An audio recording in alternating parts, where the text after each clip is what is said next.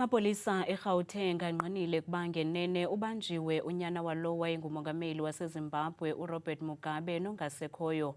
Ingxelo zithi uBellarmine Mugabe oneminyaka engama-29 ubanjwe ngezityholo zokuzama ukubulala emva kokudubula umsebenzi oncedisa egadini kwikhaya lakhe lise-Hyde Park eGauteng namhlanje. We can confirm that the police will be investigating a case of attempted murder that is following after a 23-year-old man was found shot in this particular residence where we are staying.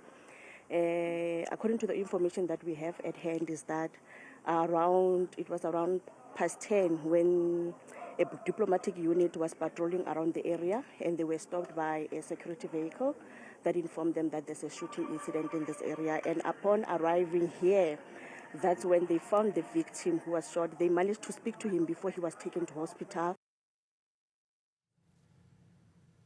Isithethi samapolisa eGauteng uDimakatso Neululwe uthi ixhoba likwimeko embi esibhedlele kanti kuvakala ukuba kubekho uxambuliswano phakathi kukaMugabe nomsebenzi wakwakhe ngaphambi kokumdubula. The two men that are staying in this house, they will be taken in relation to this attempted murder case. The victim has been taken to the hospital currently.